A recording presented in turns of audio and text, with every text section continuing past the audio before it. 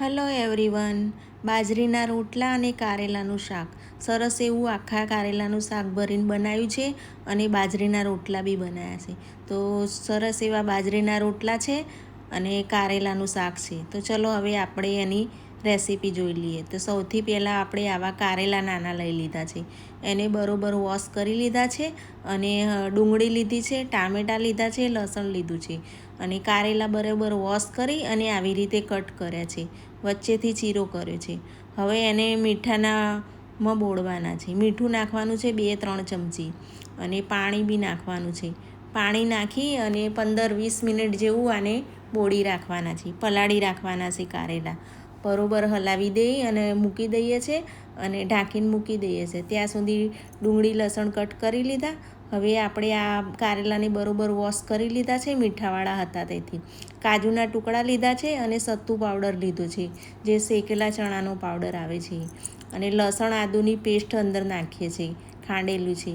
મરચું powder, હળદી powder, ધાણાજીરું powder, ત્રણેય મસાલા mix કરી અને એની પેસ્ટ બનાવવાની છે.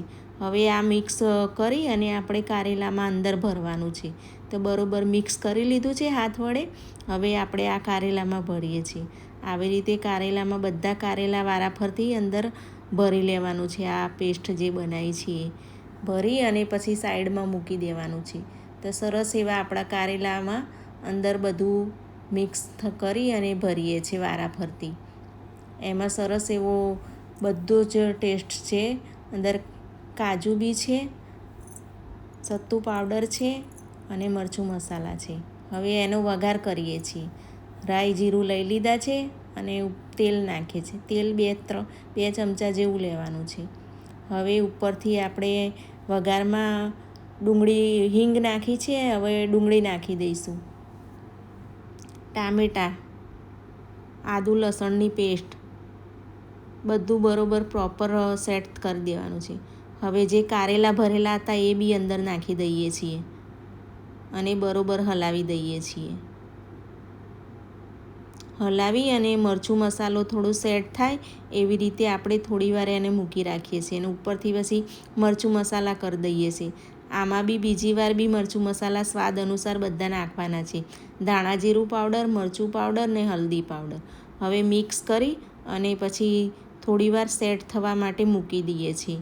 મીડિયમ આંચ ઉપર જ ગેસ રાખવાનો છે.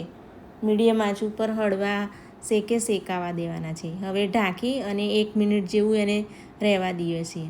1 મિનિટ થઈ જાય પછી આપણે ઉપર ઢાંકણું લઈ લઈશું. મરચું મસાલા કારેલામાં સેટ થઈ ગયા છે એટલે હવે આપણે ઉપરથી પાણી બી નાખી દેવાઈએ છીએ. અડધો ગ્લાસ જેવું પાણી ઉપર નાખવાનું છે અને આપણે હલાવી અને સેટ કરી લઈએ છીએ. હવે જોઈએ છે કે થોડું સેટ થઈ જવા આવ્યું છે એટલે જે સત્તુ પાવડર, કાજુનો ટુકડાનો પાવડર બચેલો હતો એ બી ઉપરથી હવે એડ કરી દઈએ છીએ. અને હવે એડ કરી બધું હલાવી અને હવે સેટ કરીને મીડિયમ આંચ ઉપર એને થવા દેવાનું છે. હવે ઢાંકીને મૂકી દઈએ છીએ. મીડિયમ આંચ ઉપર થાય છે. થોડીવાર રહીને આપણે ફરીથી ચેક કરીએ છીએ કે કારેલા હજુ કાચા છે અને થોડીવાર હજુ ચડવા દેવાના છે. એટલે હજુ બી આપણે ઢાંકી અને બીજી વાર મૂકી દઈશું. ત્યાં સુધી આપણે સાઈડમાં બાજરીના રોટલા બનાવવાના છે. તો આવી રીતે બાજરીનો લોટ છે એ ચારી લીધો છે અને પાણીમાં મીઠું નાખી અને લોટ મસળીએ છીએ. હવે આ લોટના બહુ જ સરસ રીતે મસળવો પડે છે. જેટલો આપણે આ લોટ મસળીએ ને એટલો સારો રોટલો બને છે. એને વધારે આવી રીતે આમ મસળવો જ પડે છે. જેટલું વ્યવસ્થિત સારું મસળીએ એટલો રોટલો સારો બને છે બાજરીનો. અને આ બાજરીના રોટલા ચોમાસામાં ખાવાની મજા જ અલગ આવે છે. સારું લાગે છે, ટેસ્ટ બી સારો લાગે છે અને બાજરીના રોટલા ખાવાનું બહુ સારું લાગે છે. ચોમાસામાં બાજરીના રોટલા અને કારેલાનું શાક ખાવાનો બહુ જ સારો ટેસ્ટ આવે છે. આવી રીતે બાજરીનો લોટ બાંધેલું છે. હવે એનો લાડવો વાળી લઈએ છીએ. લાડવો વાળી અને હથેળી પર લઈ લઈએ છીએ અને પાણી લઈ અને કિનારી ઉપર લગાડી દઈએ છીએ એટલે કિનારી ફાટે નહીં. હવે આંગળી અને અંગૂઠાની મદદથી પ્રેસ કરીએ છીએ. આવી રીતે પ્રેસ કરી અને એને રોટલો બનાવવાનો છે.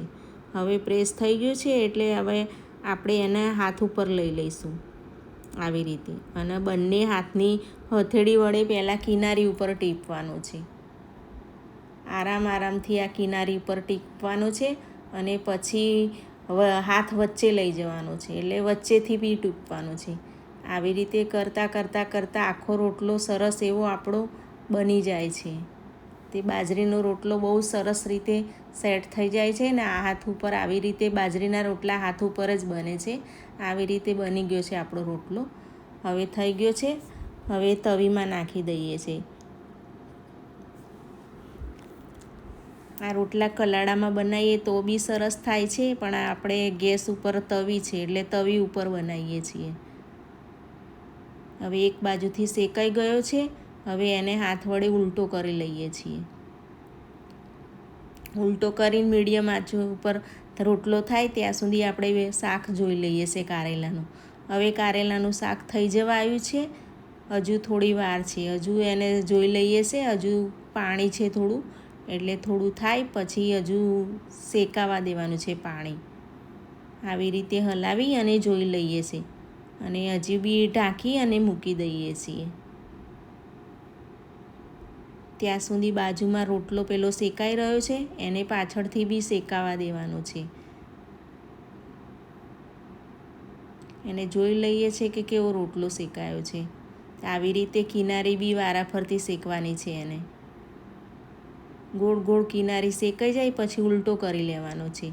ઉલટો શેકાય ત્યાં સુધી બીજો લોટ જે બચેલો છે એનો બી આપણે રોટલો કરી લઈએ છીએ આવી રીતે હાથ ઉપર. હવે પેલો રોટલો શેકાઈ જવા આવ્યો છે, થઈ જવા આવ્યો છે, ત્યાં સુધી બીજો રોટલો બી આપણે આવી રીતે હાથ ઉપર બનાવી દીધો છે.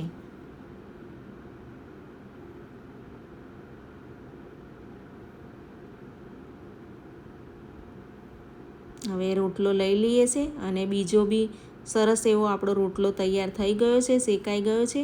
હવે બીજો રોટલો બી આપણે તવા ઉપર નાખી દઈએ છીએ.